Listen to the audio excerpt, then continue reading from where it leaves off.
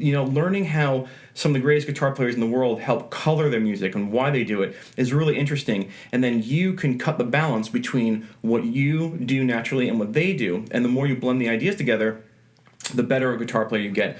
By the way, if I've suckered you in this far, all right, this is a song by one of my favorite bands. And so the ratio, the magic ratio is what, if you can assign the words, the feelings you get on either end.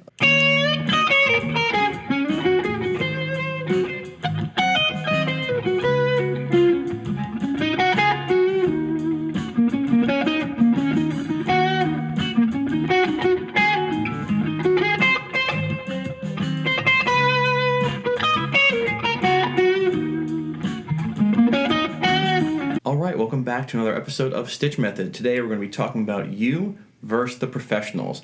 Now that isn't made to make you feel like you don't know what you're doing, it's just I know that when we're learning guitar and we have some concepts down, we study those and play those, but then we hear the professional play them and we're going, what are they doing differently? Like, what's happening? So today we're going to help discover and close that gap. And so we're going to use, in this series of you versus the professional, which this is the first one, I'm going to be doing a couple of them, we're going to be taking some really cool chord progressions and thinking about how you would do it originally and then learning how the professional does it. So let me show you the chord progression first. It's really cool. It's E flat minor 7 to A flat 7 to oh my god, if I can actually teach guitar, D flat 7 back to E flat minor 7. So I'll play it once and show you what it sounds like.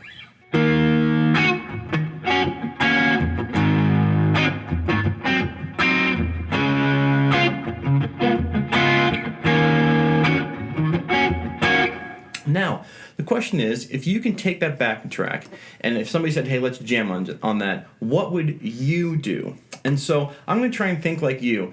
We're going to look at this and say, okay, well, it's E flat to A flat to D flat. So after thinking about it, I would start to say, well, this really smells like a 2-5-1, and there is a twist, and that's why we're doing this series, because of the twist.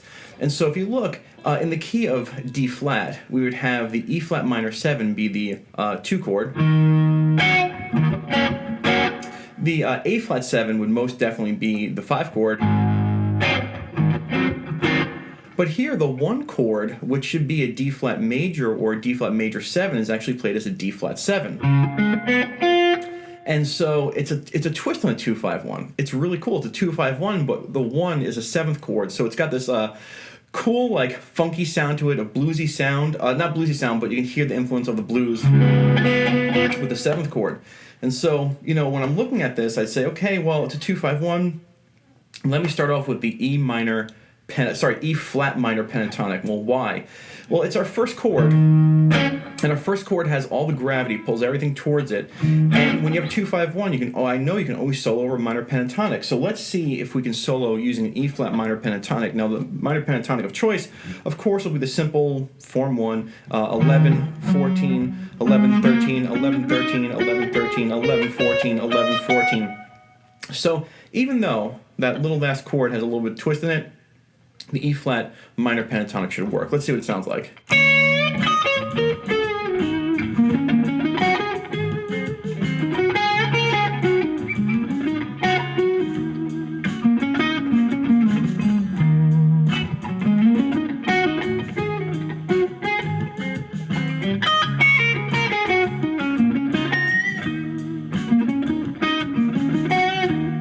I can groove on that all day. I love this jam. And you can hear that it sounds great. So if you assessed so far that the E flat minor pentatonic is a possibility, fantastic. You're doing great. And you can hear that it sounds great. But when you hear the guitar player play over this, now by the way, if I've suckered you in this far, all right, this is a song by one of my favorite bands, Fish, and it's the jam to the song called Gumbo. You can check it out. I highly suggest you listen to the one off the album called A Live One. That is the kind of the inspiration for this video. So when you hear Trey soloing over it, he sounds a little bit different. You can hear a lot of that E minor pentatonic and the E flat minor pentatonic in there, but something else is going on. You hear him sound like this, like...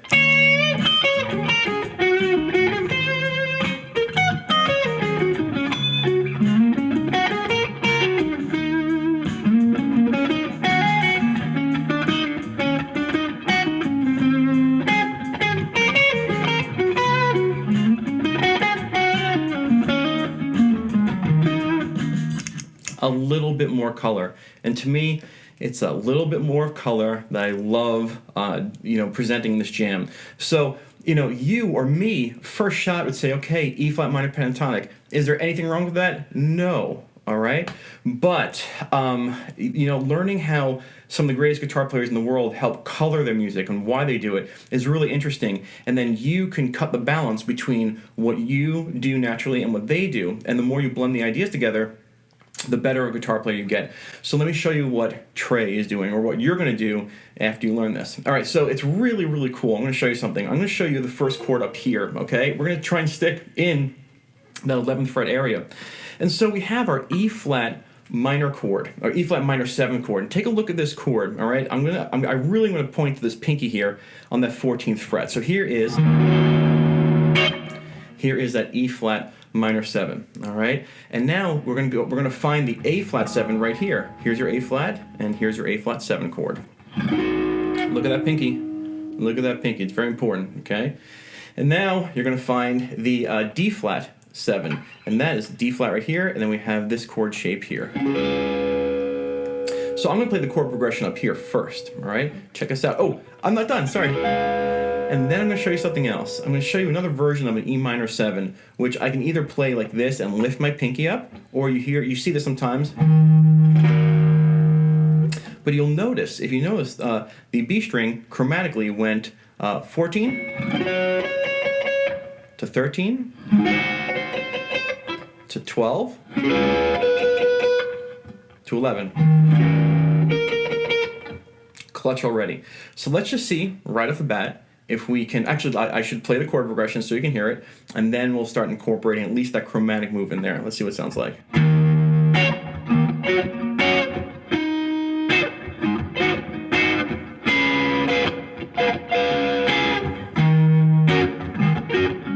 Sounds great, and we have a lot more to do, but let's try and just hit those chromatic notes on the first E flat minor 7, bringing that guy.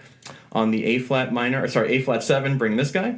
On the D flat 7, bring this guy, and then back home to this guy. So let's see if we can just nail that on those chord changes.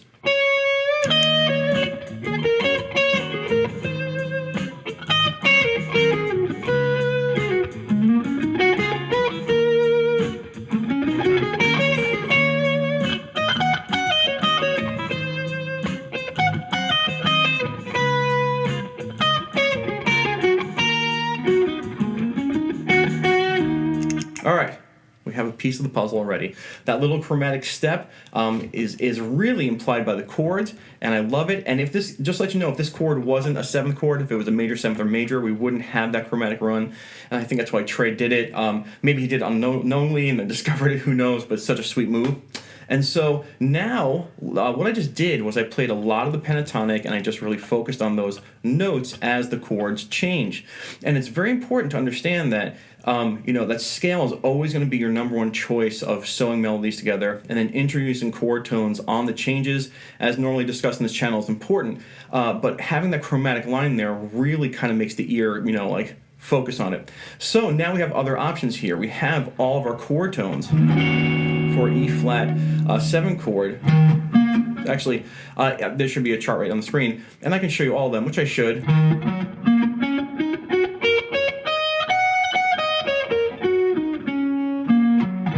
There we go, I think I got them all. And so all those guys are chord tones. And then you have your 7th chord here, your A flat 7, you have a ton of chord tones. All right, and then this guy here. And so I know this stuff, but when you start to see all the chord tones in the physical place where you are, your job is to now try and sew them together with your with your scale. So now what I'm going to do is I will try and focus on the chromatic run. I will try to use my E flat minor pentatonic to sew it all together, and I'll try and hit a lot of those chord tones of the chord I'm on, but still using the pentatonic to blend them together. Here we go.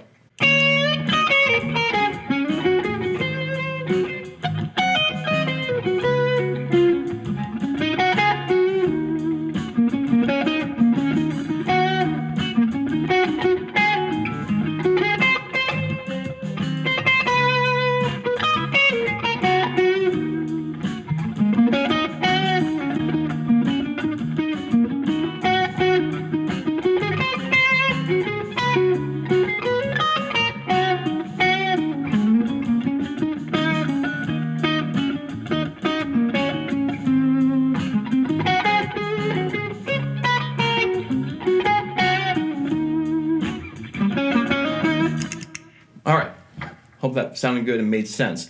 So, our first initial guess, which was what would be my guess, is the E flat minor pentatonic. It really does sound good, and you can carry the weight all the way through that jam. But what is Trey doing? Well, he really offers that chromatic run to us. Really sets us up. He also brings in a lot of chord tones.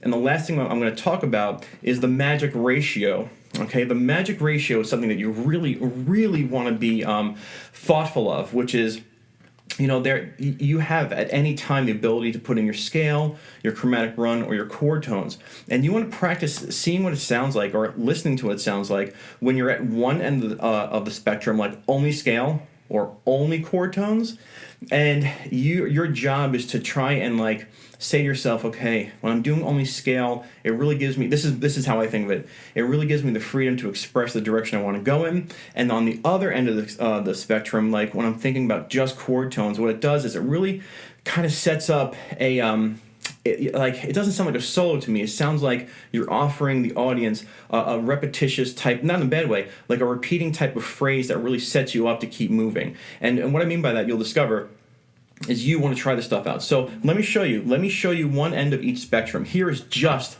the pentatonic.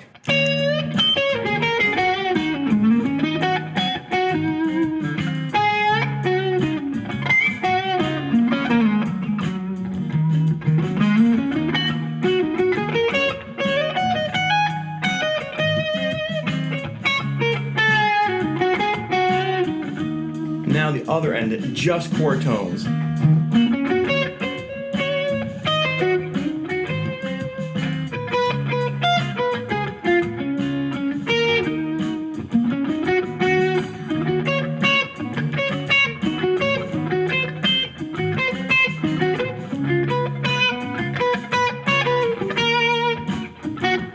Okay, so you can see how you can really create some motifs while thinking about just your chord tones. And on the other end of the spectrum, you can really feel free to kind of move around. And so the ratio, the magic ratio is what, if you can assign the words, the feelings you get on either end of, full scale or full chord tones, as you start to play, you can bring out that feeling and say, okay, I want to hear this, and you know which one to do. And so being able to blend them at your will is a huge, accomplishment, but nonetheless really gives you and the listener a super fun time. It gives you a fun time because you're playing by will. So what I want to do is I want to think, as I'm playing, I want to say, okay, I'm playing scales. I like this direction. Now I want to start incorporating the chord tones.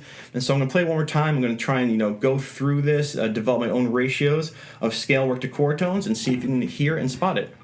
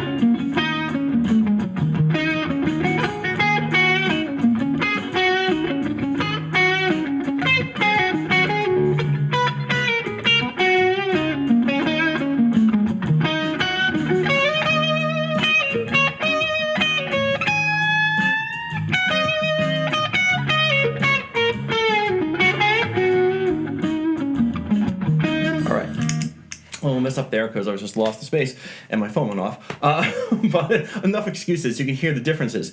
And so I want you to take this stuff. If you want to learn how to do this and practice these things, that's when you join me on my Patreon. I'm not going to keep any information or how things work from you. That's what YouTube is for. But if you want to practice this in different places and understand how to get it into your bones, that's when you join me on Patreon. You can check it out in the link below, blah, blah, blah. Thank you so much for being here. It really means a lot.